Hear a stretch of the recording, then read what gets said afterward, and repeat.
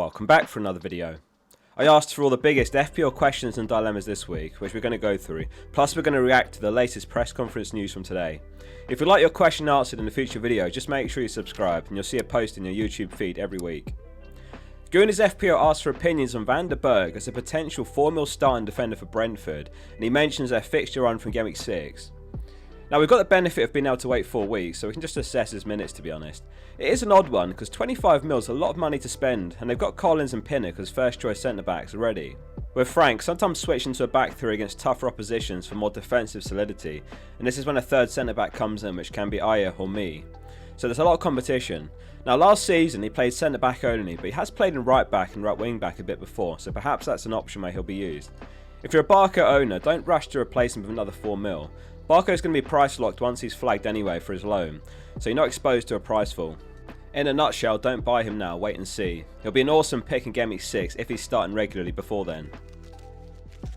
FPL Fly asked whether we should have both Haaland and Salah, which would take an early wildcard to do right now, or a -4 hit minimum. And he also asked if everyone else should be an enabler to allow this strategy. Now this is just one man's opinion, but I wouldn't wildcard after 1 week purely to get both in. There's so much information to be changed completely by Gameweek 3. There's so much information to be gained in the early weeks every season, and it's genuinely possible the picture could completely change by Gameweek 3. What I'll also say is it is possible to get both without a wildcard. I'll use my team as an example here on Plan FPL. If I go forward to Gameweek 4, where hopefully I'll have 2 free transfers, Bruno to Minte and Saka to Salah works in 2 moves with a bit spare in the bank as well, and it still has a couple of big hitters in Trent and Isak. However, Bruno does have Southampton Gameweek 4, so what about another route? Isak to João Pedro or some other 5.5 mil works. Brighton have got Ipswich and Forest home back to back, which is why I've used that as a solid example for Minte and João Pedro. And that allows Saka to Salah as well, and it keeps Bruno for Man United against Southampton.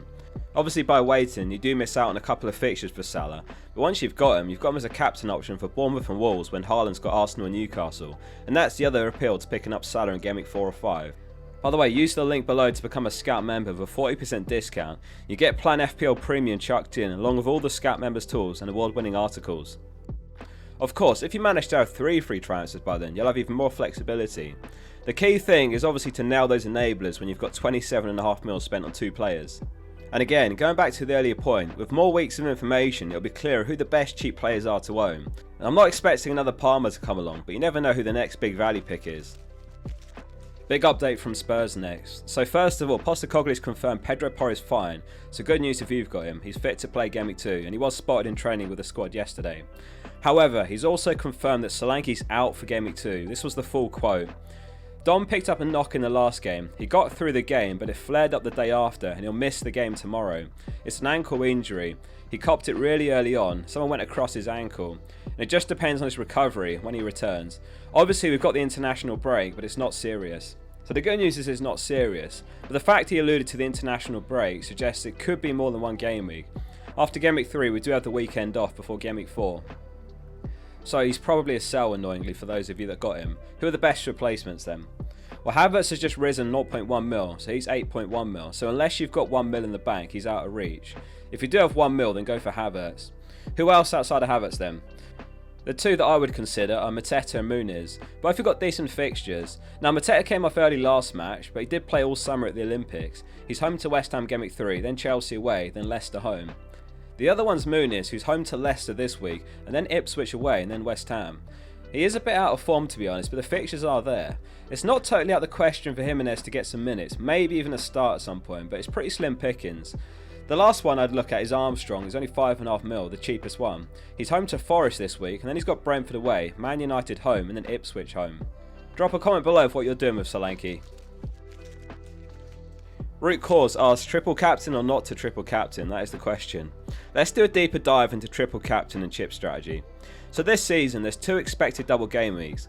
The bench boost, free hit and triple captain are all good in double game weeks, so that's 3 chips for 2 double game weeks. However, the free hit's also good in blank game weeks. And then we've got the mystery chip, which is unknown, and we don't know how it works or when's best to use it. My gut feeling is it's not going to be a double game week oriented chip. It could be something like a single game week defenders or forwards score double points, but that's guesswork. Since there's less doubles, logically it wouldn't make any sense for them to throw another double game week chip in. So with that all said, it could be one of the most effective weeks to use the triple captain, Haaland home to Ipswich, but you are taking a chance that the bench boost and the free hit are best used in double game weeks later. And what's also worth mentioning is we could of course have up to 5 free transfers now, so it is possible to get a blank game week with lots blanked and it'll be much easier to navigate them. Now Haaland doesn't have midweek football at the moment either. He's had the summer off and he's saying he's never felt better. So I honestly don't hate it, but personally I'm planning to keep hold of it. If you do go for it, best of luck. It's certainly an opportunity, and if Haaland bangs then his ownership's going to fly up. By the time we get to double game week 34, wherever it's going to be, we could have basically the entire game triple captain in Haaland by then, with minimal gains to be had. Though of course, in that hypothetical scenario, if you use it now, then you'll lose rank for every Haaland point he gets in the double game week. Yaya asks about a Son to Foden move. In isolation, Foden looks a great transfer this week, with really low ownership considering. But the only players that really get you there are Son, Saka, Palmer or Salah, and I personally wouldn't sell any of them for him. Everton have got Braithwaite injured, Young suspended, and then Coleman and Patterson also injured in right back, and now Tarkowski could miss the game with an injury as well away at Spurs. So that feels like a sideways move at best, and is it ever worth making a transfer where you look at it and think the player I'm selling could definitely outscore who I'm buying here? Son has Newcastle and Arsenal game week 3 and 4, that's when I'd be looking to sell him if I had him. Anthony Not Golden asks, is Watkins still worth keeping? Now he didn't have a great game week 1, literally 0.0 expected goal involvement. Not that surprising without a single pre-season minute played. And then to add to that, they've got the best defence in the league last season in Arsenal next, home fixture. The thing is though, if you look at Villa's fixtures from game week 3 onwards, you'd be selling a player that a lot of people are going to be looking to buy from game week 3. They've got Leicester, Everton, Wolves and Ipswich, which is an insane block of 4 fixtures. So if I had Watkins, as frustrating as it is after the blank and then facing Arsenal, I'd keep hold of him. All it takes really is a poor Isak match in game week 2, and millions of those owners are going to be asking whether it's worth to swap him for Watkins. Hypothetically, if half of my team get injured in game week 2 and I have to wildcard game week 3, personally I'd 100% have Watkins in my team. WS Solly asks, is Nkunku a sell or not? Now the only circumstance I'd consider selling really is if I had 0.5 mil to swap him straight to Eze, otherwise I'd give him one more week. Now Chelsea played on Thursday night in Europa Conference League and this was the lineup. He did start and he's off at 58 minutes, which I think has got to be with a view to starting in game week 2 against Wolves. And he won a penalty while he was on the pitch, which he took himself and he scored. Palmer wasn't on the pitch at that time, who we do expect on penalties still. Clearly there is a risk of him coming off early every game, but I'd get another week of information before selling. There could be another 6.5 mil or even a 5.5 mil midfielder that emerges as the clear favourite to own. Right now it's not that clear. And by the way, after that Europa Conference game, Palmer was seen wincing as he came off down the tunnel at full time. But Maresca said he felt something but he looks fine. They already checked him and he looks fine and okay. Hopefully there's no problem and he can be available for Sunday's game. The last bit of news, and good news if you do have Nkunku, is Maresca said the following on Neto. The last time he played 90 was in February, a long time ago. We need him and 7 or 8 more players to also build the physical condition. Probably to give him another game on Sunday is too early, but we'll see. Let's talk about Quansah then. Off at half-time game week 1, a price fall to 4.4 mil. And this morning Slot said, I spoke to him immediately after the game and on Sunday. On Tuesday he picked up a bit of an injury, so let's see if he can train today. I just said that he lost 1 or 2 important duels. So it looks like he's even less likely to get another start now. And the problem here is, if you've got nothing in the bank, the only way you can go with a free transfer is down to a 4 mil defender, and none really leap out this week. If you've literally got a bare bone defence with only like 2 starters at the back, then I'd say it's worth selling him for a Harwood Bellis, who at least has got home fixture to Forest. If you've got 0.5 mil in the bank, then there's lots more options. You could look at a 4.5 mil defender like Robinson or Rico Lewis. Lewis is the risky pick, but huge upside. Some other news to be aware of from today. So Tarkowski is a doubt to face Spurs. Braithwaite, Coleman, Patterson, Garner all remain out, and then Young suspended as well. So keep faith in your Spurs picks. No injury concerns for Newcastle ahead of Game Week 2. Howe saying pretty much as we were. Now Cher serves the first of his 3-match suspension, and he says Trippier has trained as normal despite transfer speculation. Botman, Lascelles, Tonali, Marley and Wilson all remain out. Finishing up with my final team then and thoughts this week. I've got Henderson in goal, Trent, Duncan, Porro in defence, Nkunku, Saka, Eze, Bruno and Smith Rowe in midfield, Isak and Haaland up top.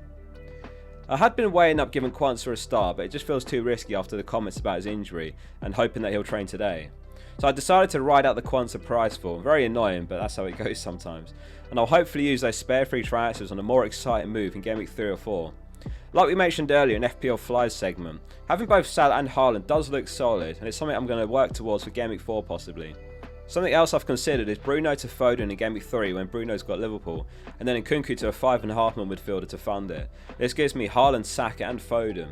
The downside is no way to get to Salah really, and captaincy in Gameweek 5 and 6 would have to be Haaland against Arsenal and Newcastle. I like both routes, so let's see what Gameweek 2 brings first. Hit subscribe if this was helpful. We're 99% there to 200,000 now, and we're going to be live in the morning for a deadline stream. See you all then.